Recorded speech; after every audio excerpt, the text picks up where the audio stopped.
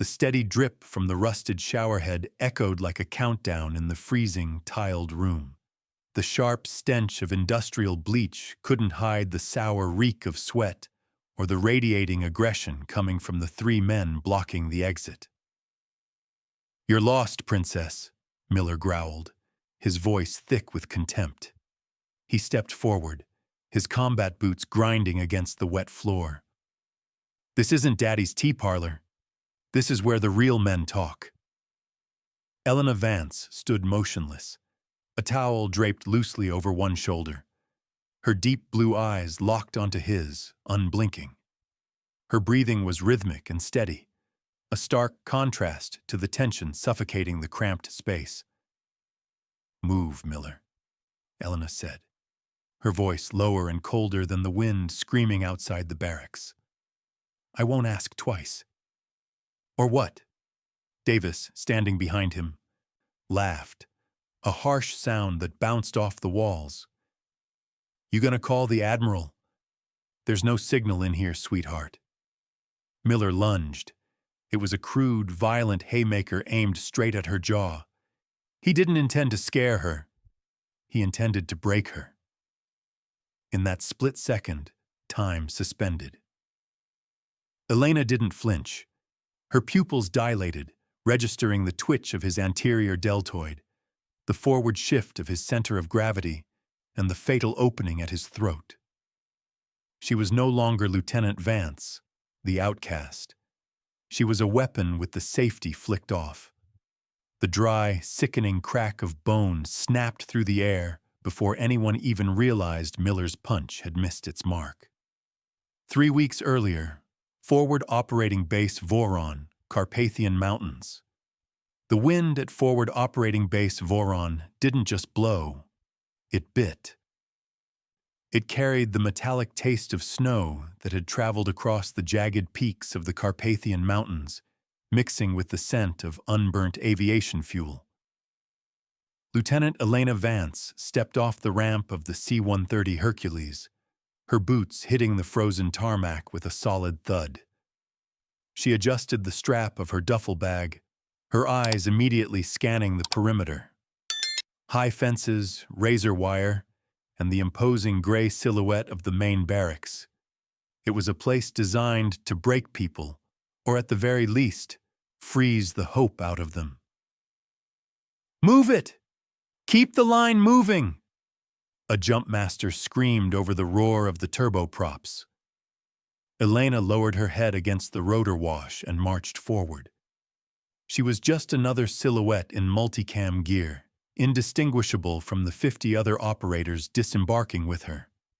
That was exactly how she wanted it. Here, she wasn't Admiral Vance's daughter. She wasn't the Navy's golden child or a diversity statistic. She was simply Vance, or, if she earned it, Valkyrie. "Check-in is at Building Alpha," a shivering corporal shouted, pointing toward a concrete block that looked more like a bunker than an office. Inside, the air was stagnant, smelling of stale coffee and damp wool. Elena waited in line, observing the men around her. They were the Tier 1 assets of the military world.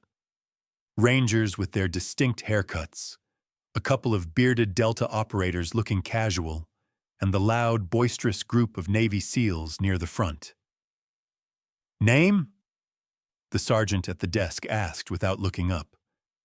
"Vance, Elena." "Lieutenant?" she replied, her voice steady. The sergeant paused.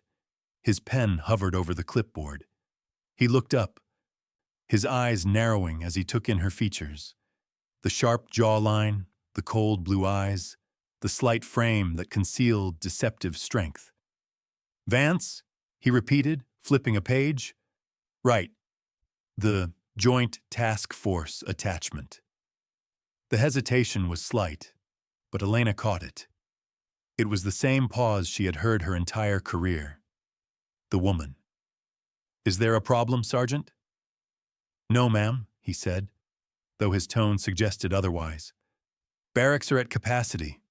We didn't expect special accommodations." "I don't require special accommodations," Elena said, cutting him off. Put me with the unit. The sergeant smirked, handing her a keycard. Block C, Bunk 4. Just so you know, Lieutenant, Block C is mostly the heavy weapons squad, Rowdy bunch. I can handle Rowdy, Elena said, taking the card. She walked out, navigating the icy paths toward Block C. As she pushed open the heavy steel door of the barracks, the noise hit her first. Laughter, shouting, the sound of lockers slamming. It smelled of deep heat rub and testosterone. The noise died down almost instantly as she stepped fully into the room. 20 pairs of eyes turned to her. In the center of the room, sitting on a footlocker like a king on a throne, was a man with a thick neck and a buzz cut that accentuated his square head. He was cleaning a combat knife, but he stopped as she approached. Elena looked at the empty bunk next to him. Bunk 4. You must be lost, sweetheart, the man said. His voice was loud, projected for the benefit of his audience. Admin is in the other building. Elena didn't break stride. She walked to Bunk 4, dropped her heavy duffel bag on the mattress, and turned to face him. She read the name tape on his chest. Miller. I'm exactly where I'm supposed to be, Sergeant Miller, she said calmly. Miller stood up. He was big, easily 6'4", towering over her. He leaned in, invading her personal space, smelling of tobacco and arrogance. This is a Tier 1 lineup, Miller whispered, though the silence in the room made it audible to everyone.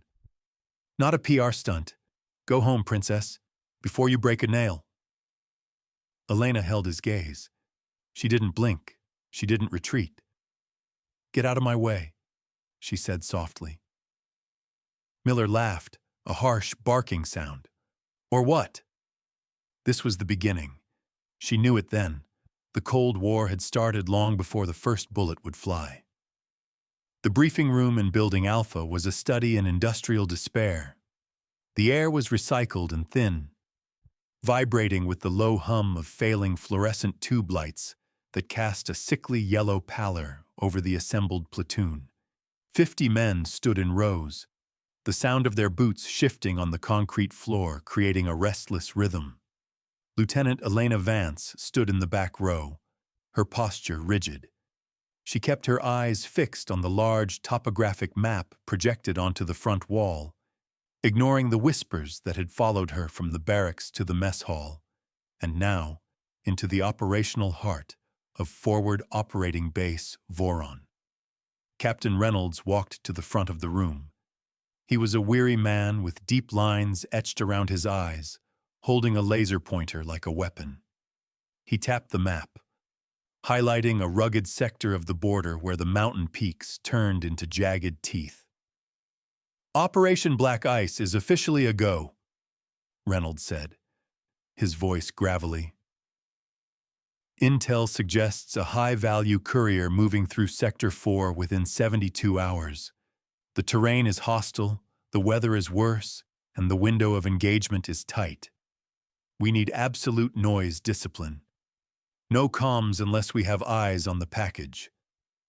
He paused, scanning the room before his gaze landed briefly, almost apologetically, on the back row. We also have a new variable for this rotation, Reynolds continued, clearing his throat. Lieutenant Vance has been attached to us from Naval Special Warfare Command to evaluate cross-branch integration protocols. Headquarters wants her to see how real operators handle the cold. Treat her as an observer, but keep her safe. We don't need any paperwork if she slips on the ice. The room went silent. It was the worst thing he could have said. By framing her presence as an evaluation and emphasizing her safety, Reynolds had just painted a target on her back. He had confirmed every suspicion Miller had planted the night before. She was a tourist, a liability, a protected species. Observer? A voice cut through the silence. It was low, mocking, but audible enough to reach every corner of the room. Does that mean we have to carry her pack too, or just her makeup kit? Stifled laughter rippled through the ranks. Elena didn't flinch. She kept her eyes on the map, memorizing elevation lines and choke points. "Stow it, Miller," Reynolds said, but there was no heat in his command. It was a token reprimand, the kind given by a tired parent to an unruly child. He turned back to the screen. "Alpha Team, you're on point. Bravo, flank security. Vance, you'll shadow Alpha, but stay behind the heavy weapons squad." "Aye, Captain," Miller said, his voice dripping with false courtesy. "We'll make sure the princess gets a front row seat. Wouldn't want her to miss the show." The word princess hung in the air, heavier than the stale smoke. Reynolds didn't correct him. No one did. In the hyper-masculine ecosystem of Voron, silence was consent. By not stopping it, the chain of command had just authorized the harassment. Elena felt the heat rise in her neck, but she forced her breathing to remain shallow and even. Her father's voice echoed in her memory, a lesson from her days at the academy when she had wanted to report a hazing incident. "Respect isn't given because you wear the rank, Elena. It's taken when you prove you can bleed without crying out. Let them talk. The enemy doesn't care about their jokes." "Rules of engagement are strict," Reynolds wrapped up, oblivious or indifferent to the tension he had stoked. "Positive ID required. No warning shots. We move out at 400 for a conditioning ruck to the ridgeline. Dismissed." The room broke formation with a chaotic noise of scraping chairs and chatter. As the men filed out, passing Elena, the space around her seemed to warp. They gave her a wide berth, like she was contagious, but their eyes lingered with a mix of curiosity and disdain. Miller stopped as he passed her. He was close enough that she could see the pores on his nose and the cruelty in his eyes. "Don't slow us down tomorrow, Vance," he whispered. "The mountains don't care who your daddy is, and neither do I." Elena didn't respond. She simply adjusted her cap, turned on her heel, and walked toward the exit. She knew Miller wanted a reaction. He wanted her to snap, to yell, to assert her rank so he could laugh at her insecurity. She wouldn't give him that satisfaction. Not yet. But as she stepped out into the biting wind of the courtyard, she knew the real test wasn't the mission. It was surviving the men who were supposed to be her brothers in arms. 400 hours in the Carpathians did not look like morning. It looked like the inside of a grave. The darkness was absolute, broken only by the faint green glow of chem lights attached to the back of the rucksacks ahead. The air was thin, hovering around freezing, and every breath felt like inhaling shattered glass. Elena adjusted the straps of her rucksack, the 35 kilograms of gear digging into her trapezius muscles. They had been moving for 2 hours, ascending a steep, gravel-strewn trail that wound up the side of the mountain ridge. This wasn't a standard conditioning run. It was a hazing ritual disguised as physical training. Up at the front of the formation, Miller was setting a pace that bordered on suicidal. He wasn't running a steady cadence. He was surging, alternating between a forced march and a sprint, designed specifically to break the rhythm of anyone shorter or with a shorter stride. It was a tactical attempt to fracture the column and leave stragglers behind. Elena kept her head down, her eyes locked on the boots of the man in front of her. Her lungs burned with a specific, metallic heat, the taste of blood in the back of her throat that signaled the body was redlining. Sweat trapped under her thermal layers turned cold against her skin, a dangerous combination in this climate. "Close the gap." Miller's voice drifted back from the front, sounding effortlessly arrogant. "If you can't keep up with the pack, you get left for the wolves. Let's go." The line began to stretch. The heavy weapons squad, burdened with mock mortar plates, started to lag. Elena saw a gap forming between her and the lead group. Her legs screamed in protest, heavy with lactic acid, but she forced them to churn faster. She bypassed the man in front of her, a burly ranger who was wheezing audibly, and pushed into the void. The incline steepened. The gravel slipped under her boots, threatening to send her sliding back down into the darkness. About 50 meters from the crest, she saw a figure stumbling. It was Davis, Miller's lackey, surprisingly. Or maybe it was just a young operator having a bad day. He was bent over, hands on his knees, his ruck threatening to topple him over the edge of the trail. Instinct screamed at Elena to stop. The Navy ethos was built on teamwork. Never leave a man behind.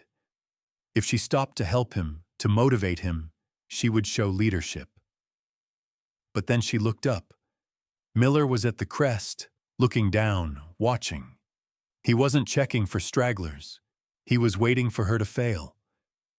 If she stopped, it wouldn't be seen as compassion. It would be seen as weakness. It would be proof that she didn't have the killer instinct, that she was a nurturer, not a warrior. Elena hardened her heart. She shifted her weight forward, driving her boots into the loose rock. She passed the stumbling soldier without a word, without a glance. She heard his ragged breathing as she brushed past, a sound of desperation, but she left him there in the dark. She crested the ridge 10 minutes later, her chest heaving violently. She was the 5th person to reach the summit. Miller was leaning against a rock outcropping, looking barely winded. He checked his watch as she collapsed her trekking poles and stood upright, refusing to bend over or show exhaustion. "Good time," Miller said, his voice flat. Elena stabilized her breathing before speaking. "Standard pace, Sergeant." Miller pushed himself off the rock and walked over to her. He circled her slowly, inspecting her gear as the rest of the platoon began to trickle in, gasping and cursing. "Too good of a time," Miller muttered, loud enough for the arriving men to hear. He kicked the dirt near her boots. "Strange how you made up that ground on the switchbacks. Almost like you missed a turn. Maybe cut through the tree line?" Elena stiffened. "I followed the trail, same as you." "Did you?" Miller smirked in the darkness. "Because I didn't see you for a good 20 minutes back there. Hard to track a ghost. Or a cheat." The accusation hung in the freezing air. He wasn't just questioning her fitness. He was attacking her integrity. If she argued, she looked defensive. If she stayed silent, she looked guilty. "Check my GPS tracker," Elena said, her voice like ice. "It logs elevation and path." Miller laughed, turning his back on her as the straggler she had passed finally crested the hill, vomiting onto the snow. "Electronics malfunction in the cold all the time, Princess?" Miller threw over his shoulder. "But character? That shows up just fine."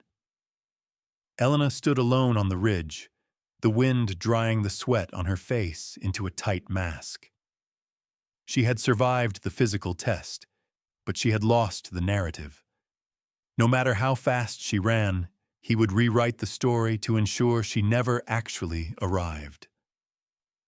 The mess hall at Forward Operating Base Voron was a cavernous structure of corrugated metal, echoing with the clatter of plastic trays and the dull roar of 50 exhausted men refueling. The air was thick with the smell of rehydrated eggs, old coffee, and the pervasive, damp funk of drying combat gear. It was the only place in the base that offered warmth, though the atmosphere was anything but welcoming. Elena Vance moved through the chow line mechanically. Her legs still throbbed from the morning's ruck march, the lactic acid settling deep into her quadriceps. She took a tray, accepting a ladle of brown stew that passed for beef stroganoff and a packet of crackers. She didn't look for a friendly face to sit with. There weren't any.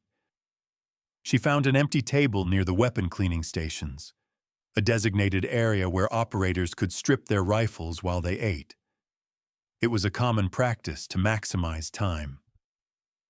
She set her tray down, the plastic clattering loudly against the metal table. The noise seemed to act as a signal. The conversation at the nearby tables dipped, heads turning in her direction. Elena ignored them. She unslung her HK-416 rifle, laying it carefully on the table. Before she started the breakdown, she reached for her spoon. She was starving, the cold burned calories at a terrifying rate. As she stirred the stew, the spoon hit something solid.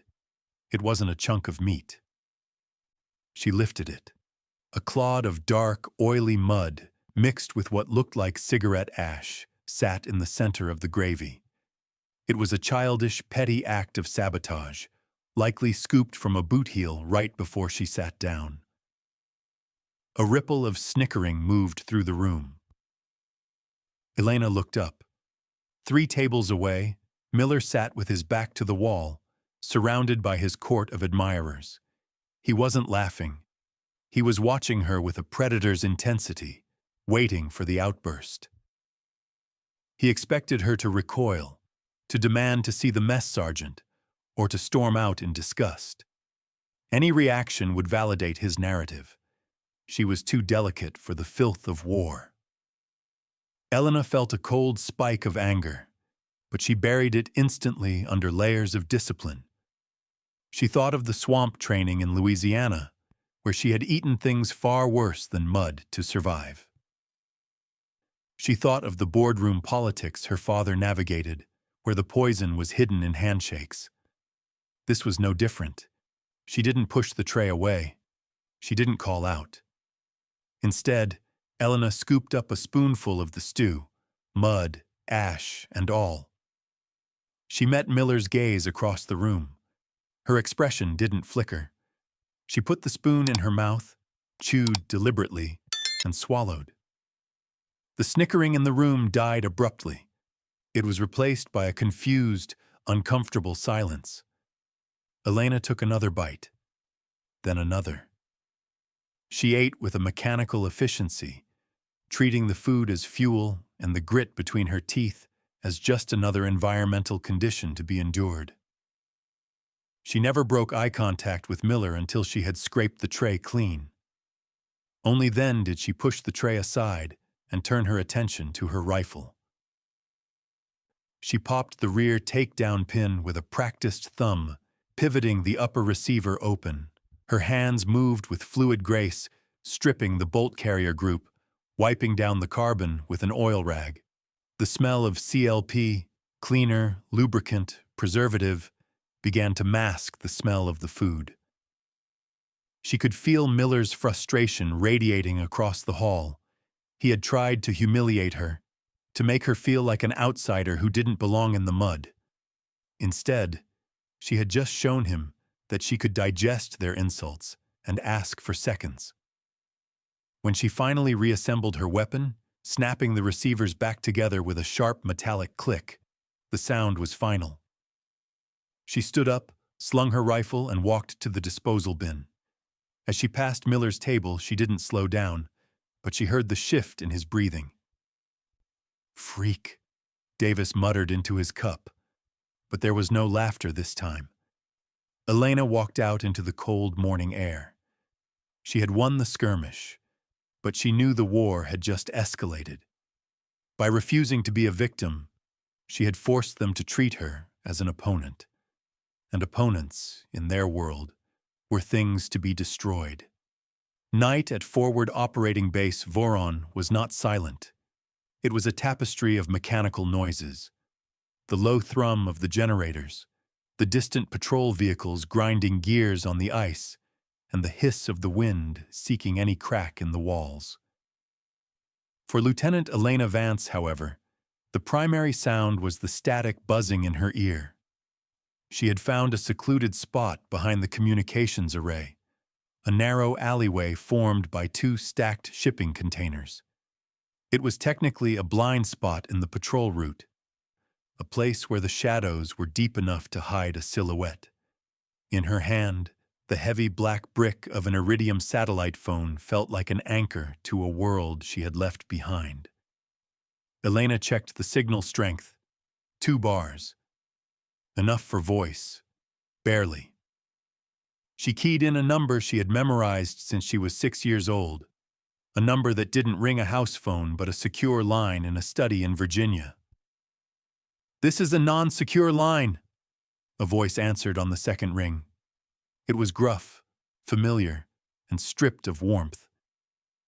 "I know the protocol," Elena said softly, pressing the phone tight against her cheek to shield it from the wind. "Reporting in. Status green." There was a pause on the other end. Status green was their code for alive and unharmed. It said nothing of the bruises on her ego, the mud in her food, or the isolation that felt colder than the snow around her. "Copy that," her father, Admiral Vance, replied. His voice was all business, the same tone he used for briefing the Joint Chiefs. But then a crack in the armor appeared. "Are they testing you, Elena?" "Standard rotation friction," she lied, her eyes scanning the darkness of the alley. "Nothing I can't navigate." "Good.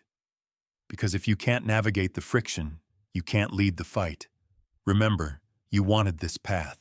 No guardrails." "I know, Dad. I'm not asking for a rescue. I wouldn't send one if you did. Out." The line went dead. No, "I love you," no, "stay safe." Just the click of disconnection and the return of the digital void. Elena lowered the phone, letting out a breath she didn't realize she'd been holding. The conversation was brief, cold, and exactly what she needed. It reminded her that she was alone, by design. She clipped the phone back onto her belt and turned to leave. As she stepped out from the shadows of the containers, a figure detached itself from the wall opposite her. It was Davis. The ember of a cigarette glowed near his face, illuminating a smirk that twisted his features. He had been standing there, just out of sight, close enough to hear the low murmur of her voice, if not the person on the other end. "Late night call to headquarters, Lieutenant?"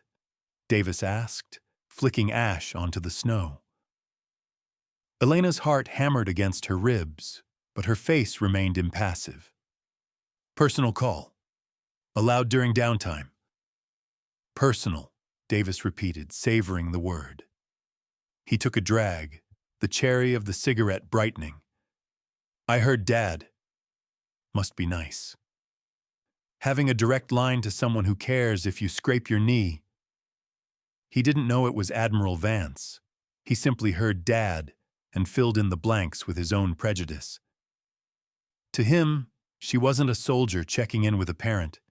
She was a spoiled child tattling to her protector.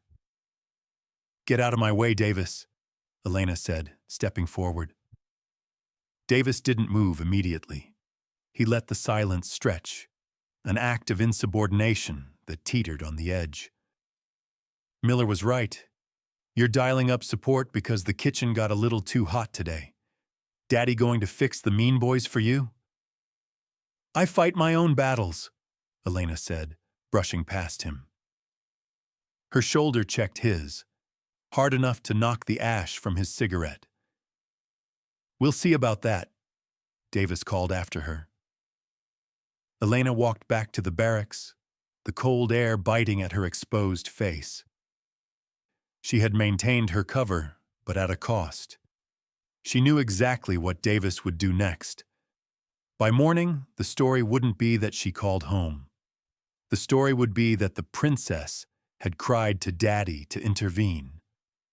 She pushed open the door to the sleeping quarters, greeted by the heavy smell of sleep and sweat. As she climbed into her bunk, staring up at the wire mesh of the bed above her, She realized the psychological terrain had just shifted. They didn't just think she was weak anymore. They thought she was a spy in their midst, and traitors were treated far worse than tourists. The kill house was a sprawling labyrinth of plywood and tires, designed to simulate the chaotic interior of an enemy compound. It smelled of sawdust, hydraulic fluid, and the acrid chemical scent of spent simunition rounds. Inside these walls, mistakes left bruises, not bodies, but the psychological weight was identical. Elena stood in the stack, third in line. Her H&K 416 was loaded with blue-tipped marking rounds. The weight of her plate carrier felt heavier today, burdened by the sleepless night and the whispers that had followed her since breakfast. The rumor that she had called Daddy for help had spread like a virus, mutating into a story that she was already requesting a transfer. "Breach her up," Miller whispered over the comms. He was point man, the leader of the entry team.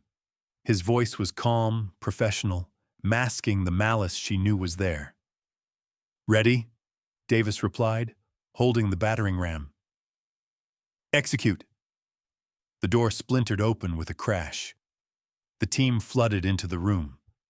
Violence of action, speed, surprise, aggression. They moved like a single organism, or they were supposed to. "Left clear. Right clear." They moved deeper into the structure. The target was a hostage recovery in room 4. As they approached the fatal funnel, the narrow hallway leading to the objective, Miller raised a fist. "Hold." He signaled to Elena. "Cross." Elena frowned behind her ballistic goggles. The order was wrong. Crossing the hallway now, without clearing the adjacent T intersection, was suicide. It violated every principle of close quarters battle, CQB. Miller was ordering her to expose her flank to an unchecked angle. If she followed the order, the OP4 opposing force role player hiding there would light her up with paint. She would be dead, and Miller would write her up for lack of situational awareness. "Move to," Miller hissed, breaking radio silence. Time seemed to dilate. Elena had a split second to decide: follow the chain of command and fail, or break protocol and survive. She stepped forward, but instead of crossing blindly as ordered, she pivoted sharply to the right, slicing the pie on the uncleared corner. Bang, bang. 2 distinct shots rang out. A split second later, a stream of blue paint splattered against the wall right where her head would have been if she had just walked past. Elena fired twice. Her rounds hit the OP4 gunman squarely in the chest plate. A cloud of blue dust puffed up from his vest. "Man down!" she called out, her voice steady. She had cleared the threat. She had saved the stack. "Cease fire! Index, index, index!" The overhead lights of the kill house flooded on, washing out the shadows. Captain Reynolds stood on the catwalk above, looking down with a clipboard. Miller ripped off his helmet, his face flushed with rage. He marched over to Elena, getting right in her face. "What the hell was that, Vance?" Miller screamed, spit flying. "I gave you a movement command. You broke the stack. You went rogue." Elena didn't back down. She kept her weapon at the low ready. "You ordered me to cross an uncleared T intersection, Sergeant. There was a hostile in the deep corner. If I had moved as ordered, the team would have been flanked." "I had that corner covered," Miller lied, his eyes bulging. "You don't think, you follow orders. We operate on trust, and you just proved you don't have any." "Enough." Reynolds's voice boomed from the catwalk. The captain descended the metal stairs, the clanking of his boots silencing the argument. He walked over to the OP4 player who was wiping blue paint off his vest. "Dead," Reynolds said, pointing to the gunman.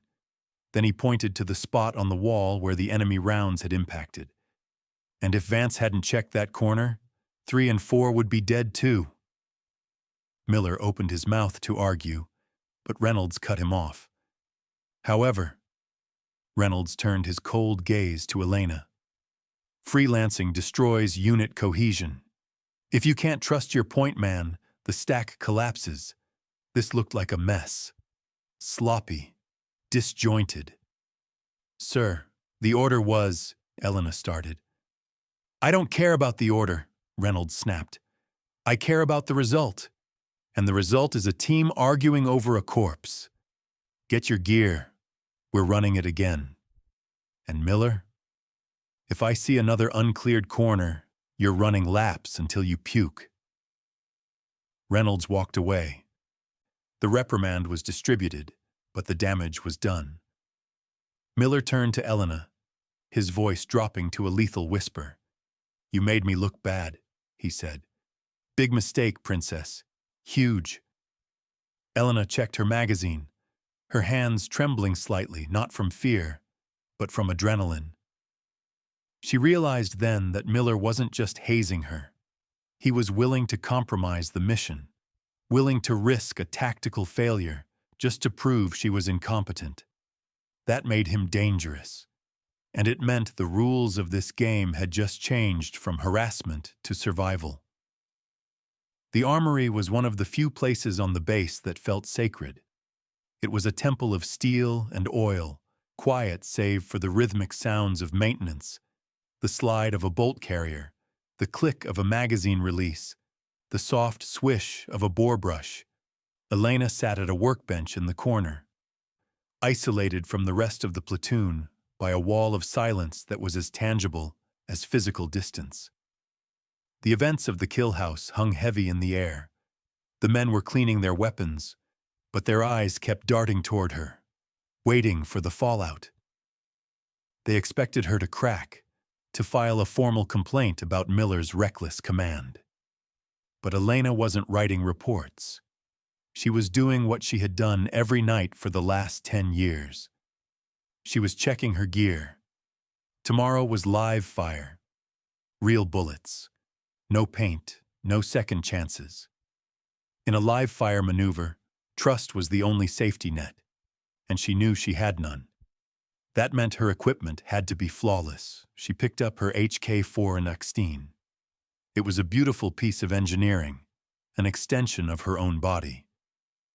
She ran a rag soaked in CLP over the receiver, inspecting the metal for stress fractures. Everything looked fine externally.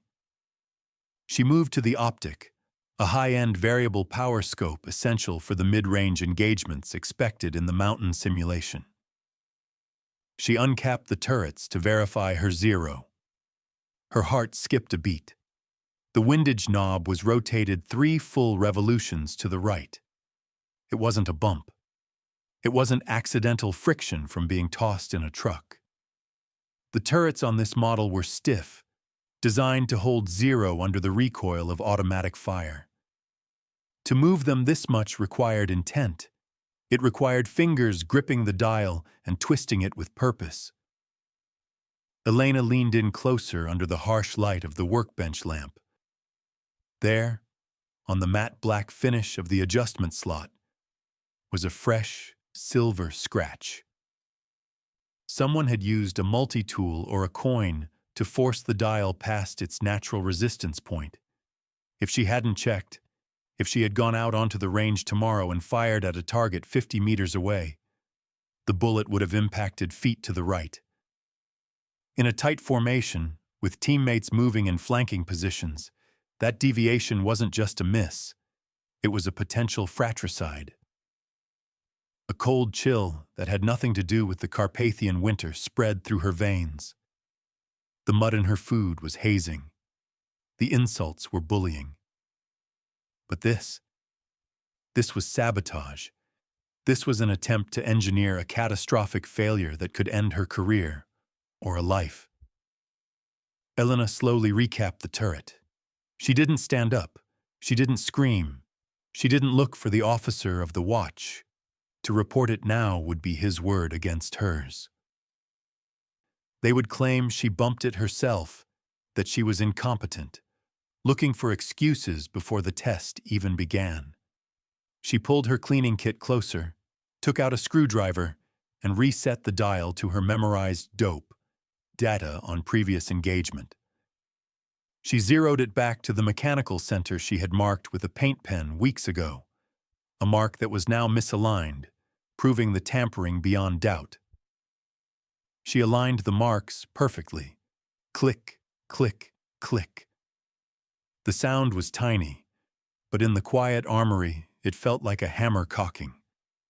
Elena looked up. Across the room, Miller was wiping down his sidearm. He wasn't looking at her, but his shoulders were tense. He was waiting for the discovery. He was waiting for the explosion that would prove she was emotional, unstable, unfit. She didn't give it to him. She finished reassembling her rifle, performed a function check, rack, click, rack, and slung it over her shoulder. As she walked past Miller's bench to return the weapon to the rack, she paused. She didn't say a word. She just let her gaze linger on his hands, the same hands that had likely twisted that dial. Then she looked him in the eye. It wasn't a look of fear or accusation. It was the look a bomb disposal technician gives a live wire. Cold, calculating, and absolutely focused. Miller finally looked up, his smirk faltering for a fraction of a second when he saw no panic in her eyes. Elena walked away, the heavy steel door clanging shut behind her. They wanted to play games with live ammunition. Fine. She knew the rules now, and she wasn't just going to survive the game. She was going to bury them in it. The corridors of the barracks at night were bathed in a low-intensity tactical red light, designed to preserve night vision for rapid deployment. It gave the concrete hallway a subterranean, almost hellish quality. Shadows stretched long and distorted against the walls, and the only sound was the rhythmic, rattling gasp of the ventilation system, struggling to circulate the freezing air from outside. Elena moved through the crimson gloom, her towel draped over one shoulder, a small toiletry bag in her hand. It was 2300 hours. The base was technically asleep, settling into a fitful rest before the chaos of the live fire exercises scheduled for dawn. She needed this moment, 3 minutes of silence, cold water on her face, and the chance to wash the day's grime from her skin without an audience. But privacy at Voron was an illusion. As she rounded the corner toward the latrines, a shadow detached itself from the bulkhead. It was bulky, blocking the narrow passage with deliberate intent. Davis. He wasn't smoking this time. He was leaning against the doorframe of the women's latrine, or rather, the single stall designated for her use, arms crossed over his chest. In the red light, his grin looked like a gash in his face. "Curfew, Lieutenant," Davis said. His voice was a low rumble, meant to intimidate without waking the NCOs down the hall. Wandering around in the dark is how people get hurt. Accidents happen when you can't see what's coming. Elena stopped 3 feet from him. The threat was thin, barely veiled. It was a direct reference to the sabotage she had discovered in the armory. They were escalating from psychological warfare to physical intimidation. "Move, Davis," Elena said, her voice calm, devoid of the fear he was fishing for. He didn't budge. He stepped forward, closing the distance until she could smell the stale tobacco and unwashed fatigue on him. He was using his size, towering over her, banking on the primal biological difference between them to force her into submission. "You know," Davis whispered, leaning down, "Miller thinks you're going to wash out tomorrow. Says a 5.56 round goes a long way off target if you don't know how to handle your weapon. Would be a shame if you shot one of the boys by mistake. That's a court-martial, princess. Or worse. He was gloating. He was practically admitting to the tampering, confident that she was too isolated, too by the book, to do anything about it. He expected her to flinch, to show the panic of a rookie realizing her safety net had been cut. Elena didn't blink. She didn't back away. Instead, she took a step into his personal space. The move surprised him. His eyes widened slightly as she invaded his zone of control. She rose slightly on the balls of her feet, bringing her face close to his ear, and lowered her voice to a lethal whisper. 3 full rotations on the windage turret, she murmured. That's 12 milliradians right. At 100 meters, that puts the round 1.2 meters off-center. Davis froze. His breath hitched. Elena continued, her tone conversational, almost clinical. You used a Leatherman tool. I saw the scratch on the anodizing. It matches the multi-tool on your belt. She pulled back just enough to look him in the eye. The red light reflected in her irises, making them look black. I re-zeroed it, Davis. I know exactly where my rounds are going tomorrow. Do you know where yours are going? The implication hung in the air like a blade. She wasn't just saying she had fixed her gun. She was implying that perhaps she had returned the favor. She hadn't, of course. Integrity was her armor. But Davis didn't know that. He was a bully, and bullies were paranoid by nature. Davis took a half step back, his confidence fracturing. He looked at her, really looked at her, and saw something that unsettled him deeply. This wasn't a prey animal. This was something else entirely. You're crazy, he muttered, the smirk gone. I'm prepared, Elena corrected. Now get out of my way. She didn't wait for him to move. She shoulder-checked him again, harder this time, pushing past him toward the door. Davis let her go, too stunned by the precision of her counterattack to react. As Elena closed the latrine door behind her and locked it, she didn't feel triumph. She felt the cold clarity of the battlefield. They thought they were hunting a rabbit, but they had just cornered a wolf. And tomorrow, when the sun rose over the snow, they would find out exactly what that meant. The ready room smelled of gun oil and nervous sweat. It was 1900 hours, and the atmosphere was brittle, like dry kindling waiting for a spark. Outside, the wind howled against the reinforced windows, but inside, the silence was heavier. The entire platoon was gathered for the final pre-mission brief.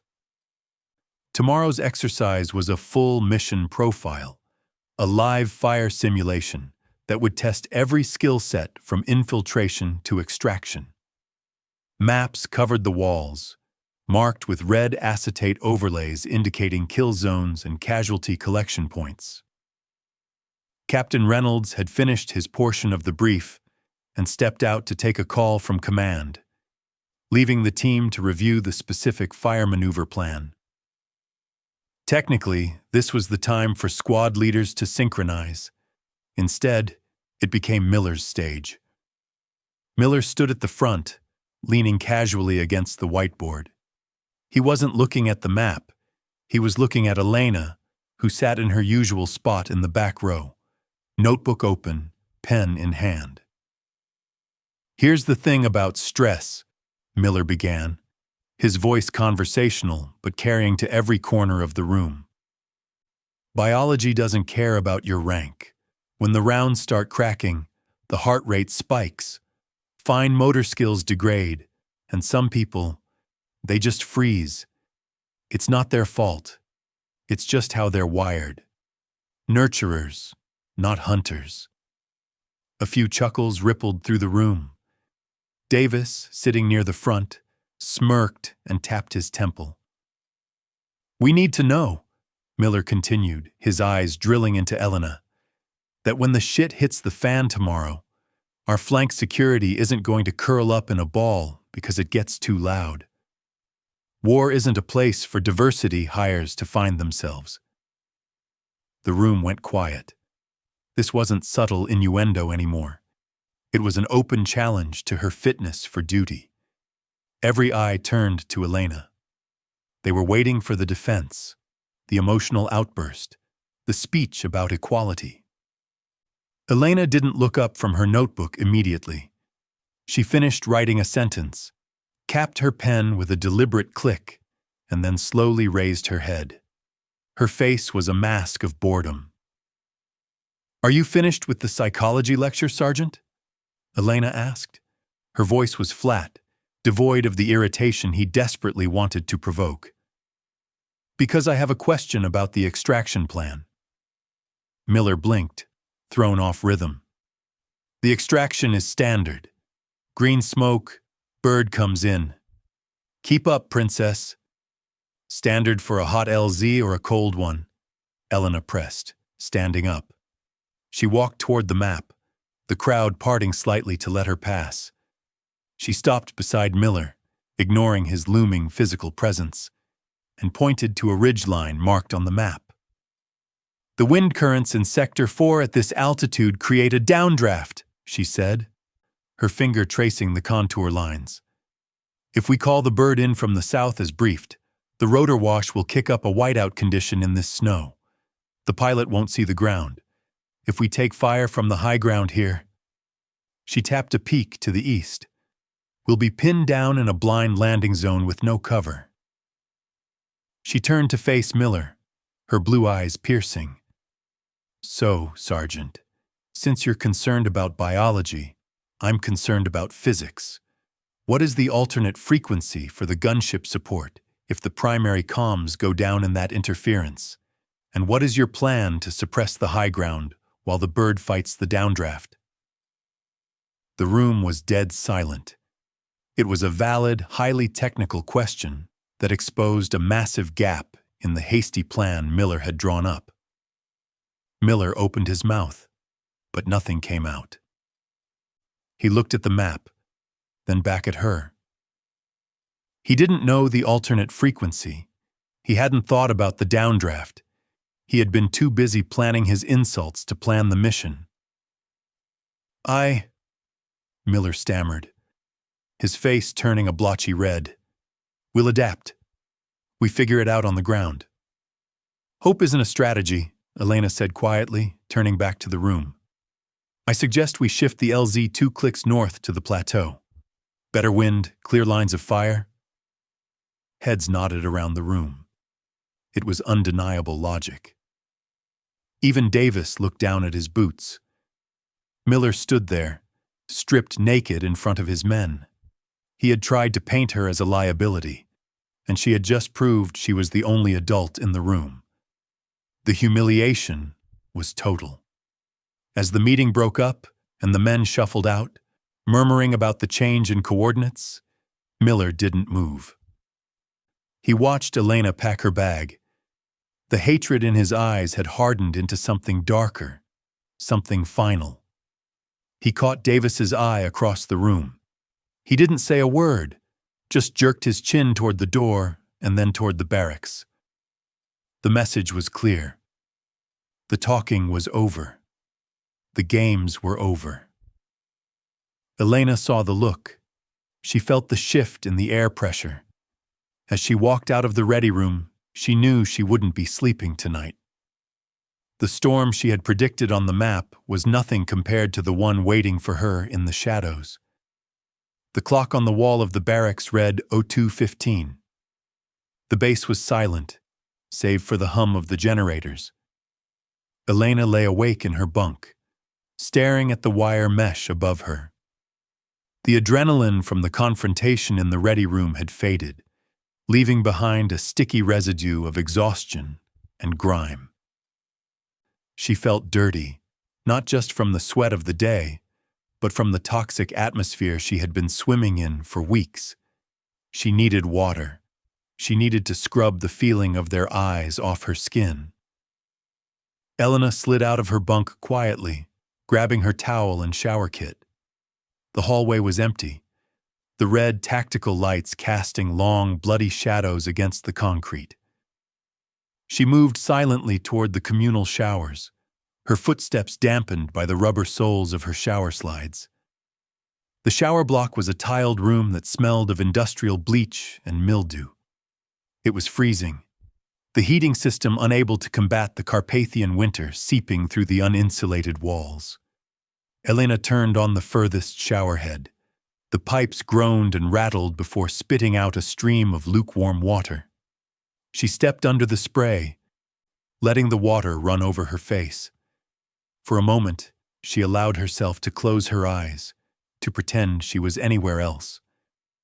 The sound of the water drummed against the tile, a white noise that drowned out the world. Then, she heard it.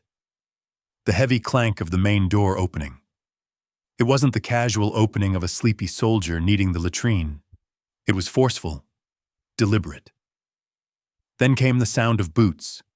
Heavy combat boots, not shower slides, striking the wet tile. Elena turned off the water. Silence rushed back into the room, amplified by the dripping faucet. Drip, drip, drip. Lost, aren't we? A voice echoed off the damp walls. Elena stepped out of the stall, wrapping her towel tight around herself. Standing between her and the only exit were 3 men.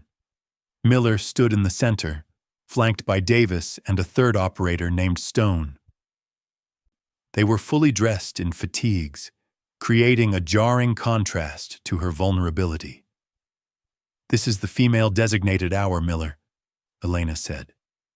Her voice was calm, but her body shifted imperceptibly into a balanced stance. Her bare feet gripped the wet floor, testing the friction. Miller smiled, but it didn't reach his eyes. He stepped forward, invading the humid air of the room. "Designations change, Vance. Just like LZ's. You like changing plans, don't you? Making us look stupid in front of the captain." "You did that to yourself," Elena replied, her eyes tracking Davis as he moved to her left, cutting off her flank. Stone moved right. They were triangulating her. This was a tactical maneuver. They were treating her like a target to be cornered. "You think you're smart," Miller sneered, the humor vanishing from his face. "You think because your daddy wears stars, you can walk in here and tell us how to do our job? You're a tourist, Vance. A tourist with a badge." "Get out," Elena warned. The water from her hair dripped down her neck, cold as ice. "Or what?"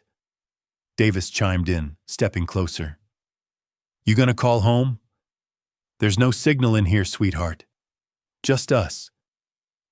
Miller reached behind him and turned the lock on the main door. The click was loud, final. It sealed the room. The air grew heavy, charged with the static of impending violence.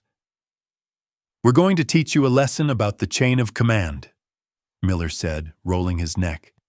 "Since you like physics so much, let's talk about force.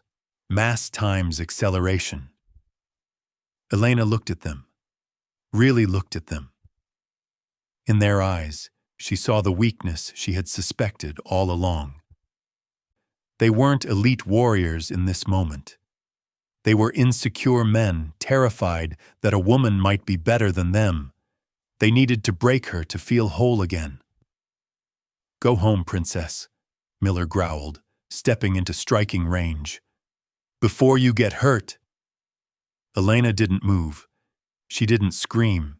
She didn't beg. Her pulse slowed down. The world sharpened into high definition. She saw the shift in Miller's weight, the tightening of his shoulder, the telegraphing of his intent. He threw the punch. It was a vicious right hook aimed at her jaw, meant to shatter bone and silence her forever. But Elena wasn't there anymore. The Valkyrie had woken up. Miller's fist cut through the space where Elena's jaw had been a fraction of a second earlier. The momentum of the missed strike carried him forward, his boots losing traction on the wet tiles. Elena didn't retreat. In close-quarters battle, space was a luxury she didn't have, and distance was the enemy's friend. She stepped in, closing the gap, invading the radius of his guard. Her movement was fluid, practiced 1,000 times in the kill houses of Virginia Beach. As Miller stumbled past, exposing his flank, Elena drove her elbow back with piston-like force. The strike connected solidly with his floating ribs. There was a sickening crunch, not of bone breaking, but of air being forcibly expelled from lungs. Miller gasped, his knees buckling as he crashed into the wall of shower stalls. "Grab her!" Miller wheezed, sliding down the tiles. Davis lunged. He was big, relying on mass rather than technique. He reached out with both hands to grab her throat, a clumsy barroom brawler move. Elena saw it coming in slow motion. She didn't block the grab, she intercepted it. Her left hand snake out, seizing Davis's index and middle fingers. With a sharp, precise torque of her hips, she twisted his hand against the natural rotation of the joint. Snap. The sound was dry and loud, like a tree branch breaking in winter. Davis screamed, a high, ragged sound that bounced off the ceramic walls. He dropped to his knees, clutching his mangled hand, his face draining of color. Elena didn't pause to admire her handiwork. She delivered a snap kick to his chest, sending him skidding backward across the soapy floor. 2 down. 1 to go. Stone, the third operator, hesitated. He had just watched his squad leader get winded and his teammate get crippled in less than 5 seconds. The hesitation was fatal. Elena didn't wait for him to find his courage. She advanced. Stone threw a desperate, wild haymaker. Elena ducked under the arc of his arm, pivoting behind him. She kicked out the back of his knee. His leg collapsed, sending him crashing face first onto the hard tiles. Before he could scramble up, she stomped on his ankle, hard enough to bruise deep, ensuring he wouldn't be walking straight for a week. Suddenly, a roar filled the room. Miller was back up. Adrenaline had overridden his pain. He charged her, head down, tackling her like a linebacker. They hit the floor together with a wet slap, sliding through the puddles. The impact knocked the wind out of her, but panic never set in. This was the ground game. This was her world. Miller tried to mount her, his hands scrabbling for her neck, his eyes wide with murderous intent. "You bitch!" he screamed. Elena bucked her hips, destabilizing his center of gravity. As he posted an arm to stop himself from falling over, she saw the opening. She trapped his right arm against her chest, threw her leg over his head, and clamped her thighs together. The armbar. She hyperextended his elbow joint, arching her hips upward. "Stop!" Miller shrieked, tapping the floor frantically with his free hand. "Stop! My arm!" Elena held the lock. She could feel the tendons straining right at the breaking point. She looked up at the ceiling, feeling the water from the showerhead soaking her back. The rage that had been building for weeks, the princess comments, the mud in her food, the sabotage of her rifle surged through her. It would be so easy to snap it, to finish his career right here. But she was an officer, and she was a professional. She tightened the hold just 1 millimeter more, enough to make him sob in agony, ensuring the ligament was stretched to its absolute limit without tearing. "Who goes home, Miller?" she whispered, her voice barely audible over his whimpering. "Me!" Miller gasped, tears mixing with the shower water on his face. "I do. Let go." Elena held him there for 3 more heartbeats, letting the humiliation seep into his marrow. Then she released him. She rolled away, springing to her feet in a defensive crouch, ready for a second wave. But there was no second wave. The room was filled with the sounds of defeat. Davis was curled in a fetal position, cradling his hand. Stone was groaning, clutching his ankle, and Miller, the alpha male, the king of the barracks, lay on his back, clutching his arm and gasping for air, too broken to look at her. Elena stood over them, her chest heaving slightly. The water on the floor was tinged pink from where Davis had bitten his tongue or Stone had split his lip. She was soaked, her towel gone, standing in her PT shorts and tank top, shivering slightly as the adrenaline began to fade. She looked at her hands. They weren't shaking. The silence that followed the violence was heavier than the humid air in the shower block. The only sound was the incessant dripping of the faucet and the ragged, wet breathing of three men who had just seen their worldviews shattered against the tile floor. Elena retrieved her towel from the hook where she had dropped it. Her movements were slow, deliberate, and terrifyingly calm. She wrapped it around herself, not out of modesty. That concept seemed irrelevant now, but out of a return to order. She was no longer a combatant. She was an officer again. Miller was still on his back, clutching his hyperextended elbow to his chest. His face was a mask of shock and pain, sweat beading on his forehead. He watched her with wide, fearful eyes, waiting for the inevitable. He expected her to run to the door, scream for the officer of the watch, and have the military police drag them away in handcuffs. It would be the end of his career.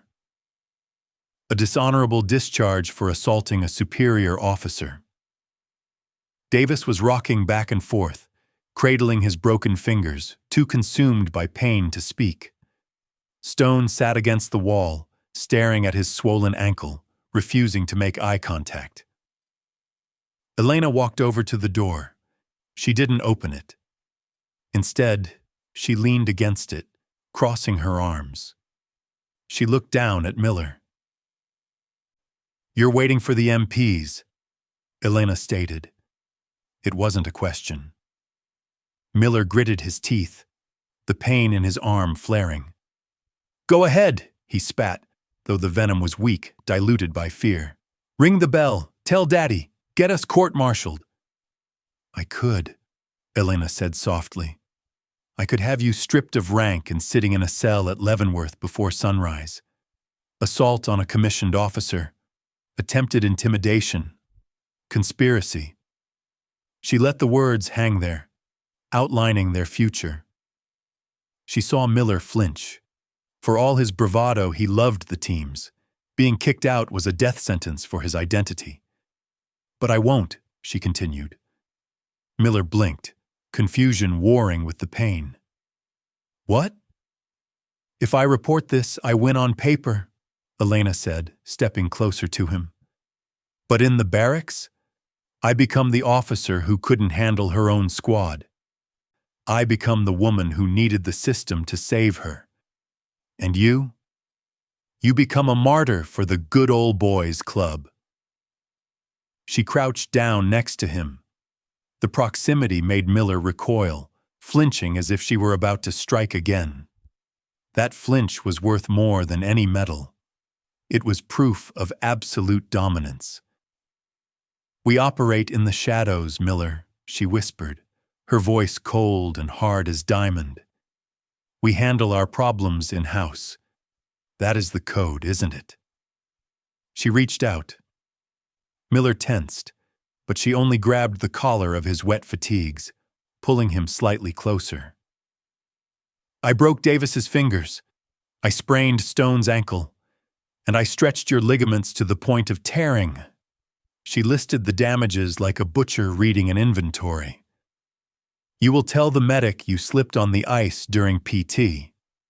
You will tell him you were clumsy. And if you ever come at me again, or sabotage my gear, or look at me with anything other than professional respect." She leaned in until her lips were inches from his ear. "Next time, I won't stop at the breaking point. I will snap it, and I will leave you permanently unfit for duty." Do you copy? Miller stared at her. He looked for fear, for hesitation, for mercy. He found none. He saw only the cold, blue abyss of a predator that had decided to let him live. I copy, Miller rasped, his voice barely a whisper. Good. Elena stood up. She walked to the sink, picked up her toiletry bag, and unlocked the door. The loud click echoed like a gunshot. She paused at the threshold, looking back one last time.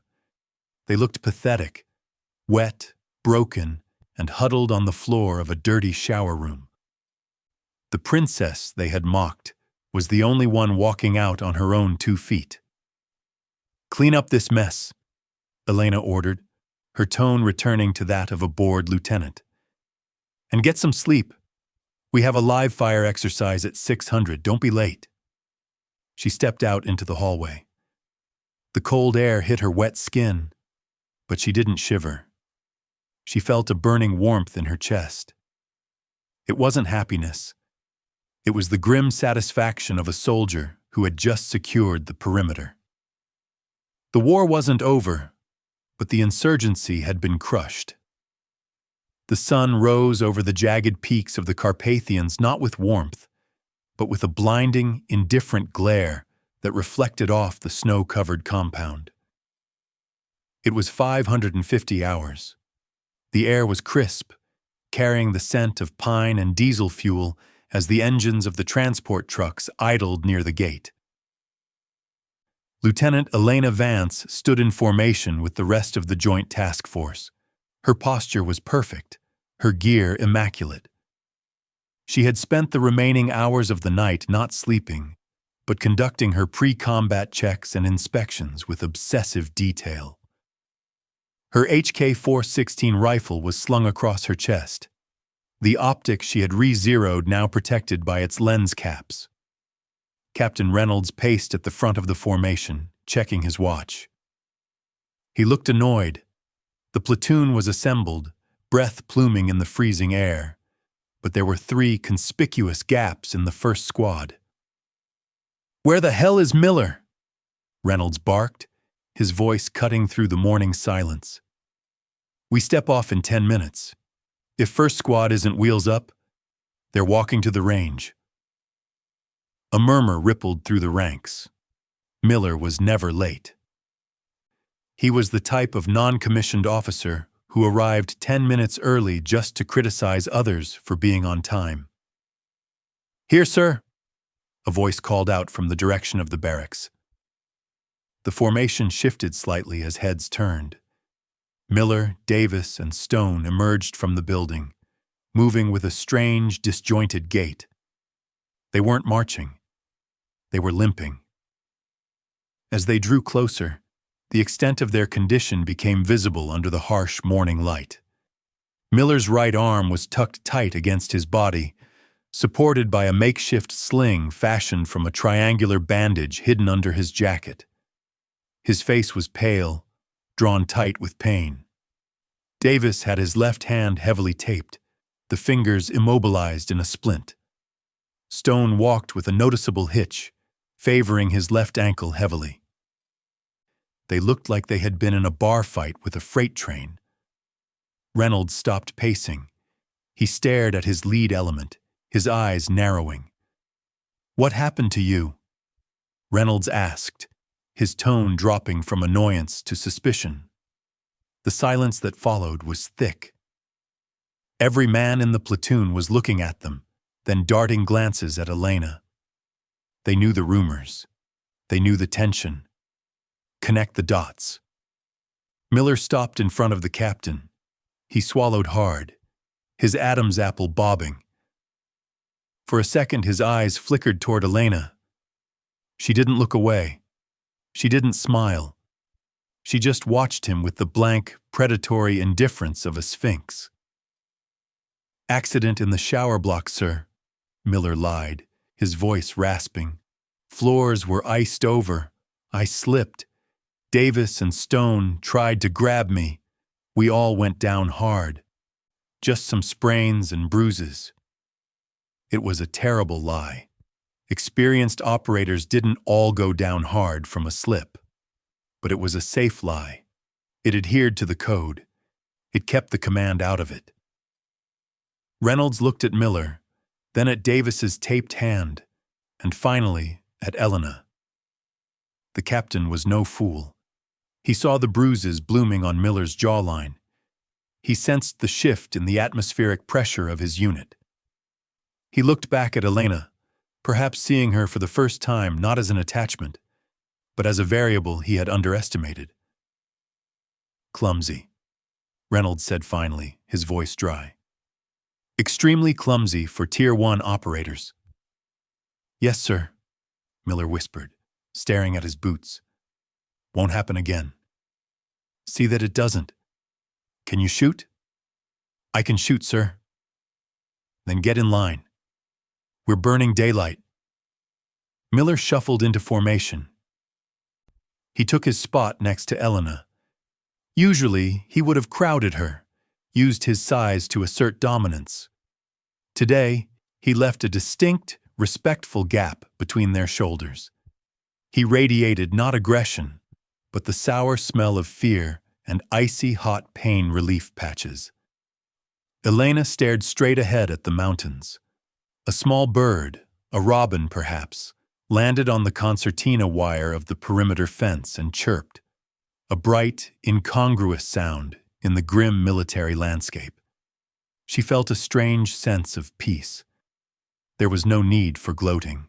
The hierarchy had been reset without a single formal order being cut. The men around her shifted their weight, their eyes forward, but the dynamic was palpable. They weren't looking at her as the princess anymore. They were looking at her as the one who had broken the pack leader and made him thank her for it. "Load up," Reynolds ordered. Elena turned to the truck, her movement smooth and unhindered. Miller waited for her to step up first. The live fire range was a desolate valley floor, scarred by craters and littered with the rusted hulks of old Soviet vehicles used as hard cover. The wind was relentless, whipping the snow into blinding sheets that reduced visibility to less than 50 meters. It was the kind of weather that froze actions and jammed weapons, the perfect crucible for a final evaluation. "Red smoke is effective fire. Green smoke is clear." Captain Reynolds' voice crackled over the radio net. "Alpha Team, your objective is the bunker complex on the North Ridge. You are clear hot. Execute." The team moved out in a wedge formation. The crunch of boots on snow was the only sound until the first target popped up, a silhouette appearing behind a rock pile at 200 meters. "Contact front," Miller yelled, raising his rifle. But the movement was stiff. His injured elbow flared with pain as he tried to snap the weapon into his shoulder pocket. The split-second delay was all the simulation needed. The target dropped before he could fire, only to be replaced by 3 more targets appearing on their right flank. A machine gun nest simulator began to crackle, mimicking heavy suppressive fire. "Right flank! Taking fire!" Davis shouted, diving behind a log. The formation began to crumble. Miller, usually the anchor of the unit, was lagging. He couldn't traverse his weapon fast enough to suppress the new threat. The team was pinned down in the open, caught in a classic L-shaped ambush. Confusion began to bleed into the comms. "Suppressing!" Stone yelled, firing wild bursts that kicked up snow far short of the targets. "Miller, call the shift!" someone screamed. Miller froze. The pain in his arm and the humiliation of the previous night had short-circuited his OODA loop. Observe, orient, decide, act. He looked at the targets, then at his men, his eyes wide with indecision. In the vacuum of leadership, chaos takes root. But Elena didn't let it grow. "Alpha 2, suppress the ridge! Alpha 3, peel right and flank!" Elena's voice cut through the noise, crisp and authoritative. It wasn't a suggestion. It was a command born of absolute clarity. She didn't wait for permission. She pushed forward, her body moving with aggressive grace. She dropped to one knee, her HK-416 settling into a stable firing position. Through her optic, the one she had meticulously re-zeroed, the world slowed down. Breath. Squeeze. Her rifle barked. A single 5.56mm round struck the center of the steel target representing the machine gunner. Clang. The sound was faint over the wind, but the target dropped. "Target down!" Elena shouted. "Shift fire left! Move, move, move!" The hesitation in the squad evaporated. The men didn't look to Miller. They looked to the source of the solution. They looked to Valkyrie. Davis scrambled up, firing controlled bursts as he moved to the cover she had indicated. Stone followed, his movements syncing with hers. They entered the rhythm of fire and maneuver, one element suppressing while the other advanced, a deadly dance of covering fire. Elena moved to the front, taking point. She wasn't thinking about her rank or her gender. She was thinking about angles of fire, sector coverage, and momentum. She was the conductor of a violent orchestra, and for the first time since arriving at Voron, the orchestra was playing in tune. "Frag out!" she yelled, mimicking the throw of a grenade into the bunker simulation. "Clear!" Davis echoed as they breached the perimeter. The firing ceased. The valley fell silent, save for the ringing in their ears and the smell of burnt gunpowder hanging heavy in the cold air. The targets were all down. The objective was seized. "Index! Index! Index!" Reynolds called over the radio. The team stood amidst the smoking brass casings, chests heaving. Slowly, the adrenaline faded, replaced by the realization of what had just happened.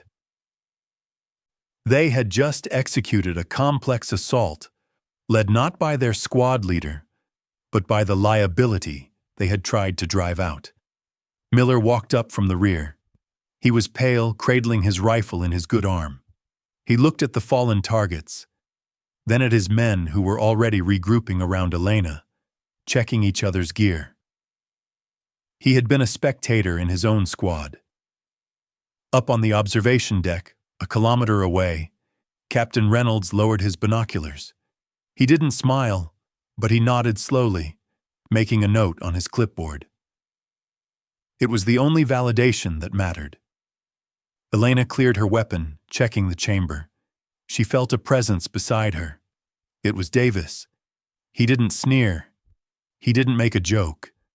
He simply nodded at her, a gesture of respect from one operator to another.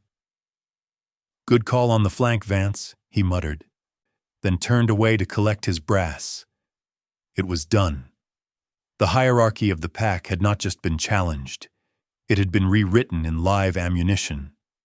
The rotors of the MH-47 Chinook sliced through the thin mountain air, creating a deafening rhythm that vibrated in the chest of every soldier standing on the tarmac.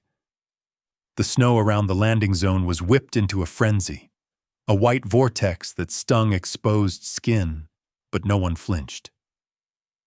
They were used to the cold now. They were forged in it.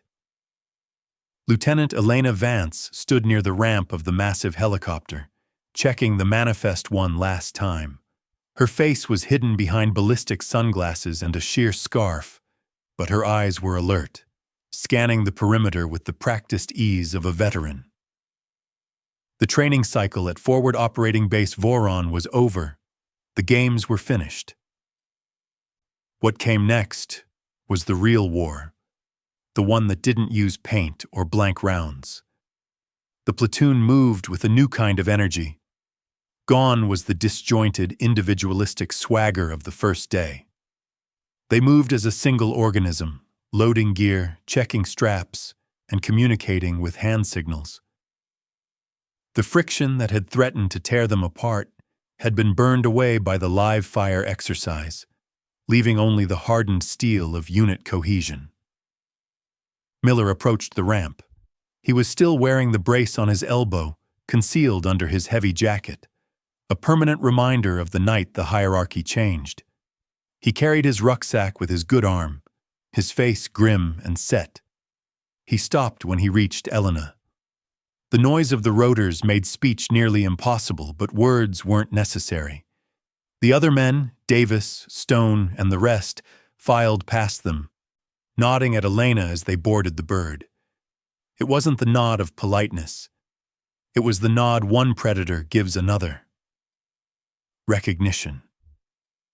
Miller stood there for a moment, the wind tearing at his fatigues. He looked at Elena, really looked at her, stripping away the layers of prejudice he had carried like armor.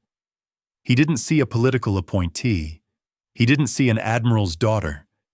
He saw the officer who had saved his squad from humiliation on the range, and who had shown him mercy in the shower block when she could have ended him.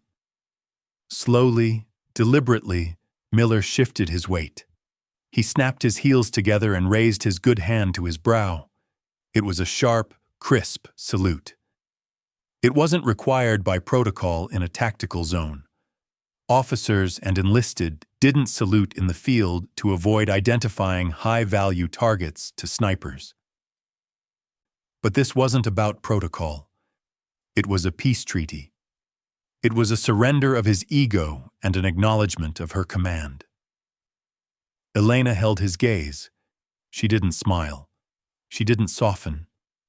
She simply returned the salute, her movement precise and lethal in its efficiency. "See you on the other side, Sergeant," she mouthed. "See you there, ma'am," Miller replied, his voice lost to the wind, but the shape of the words unmistakable. He turned and jogged up the ramp, disappearing into the dark belly of the helicopter. Elena remained alone on the tarmac for one final second. She looked back at the grim, gray concrete of base Voron. It was a place of misery, a place where she had been stripped down to her core. They had told her to go home. They had called her princess. They had tried to break her. But the princess had gone home a long time ago. The woman standing on the tarmac was something else entirely. She was the one who decided who went home and who didn't. She touched the patch on her shoulder, the unit insignia of the Joint Task Force. She belonged here, not because of her name, but because she was the only one who could hold the wolves at bay. Elena turned and walked up the ramp. As the hydraulics hissed and the door began to close, shutting out the biting cold and the blinding white snow, she sat down on the canvas seat next to her team. She plugged into the internal comms, the static hiss replacing the roar of the engines. "Valkyrie is on board," she said into the mic, her voice calm and steady. "We are wheels up." The helicopter lifted off, banking sharp toward the east, toward the unknown. In the darkness of the cargo hold, surrounded by the men who would now die for her, Elena closed her eyes. She didn't need their applause. She didn't need their love. She had their respect. And in the silence of the mission, that was the only victory that mattered.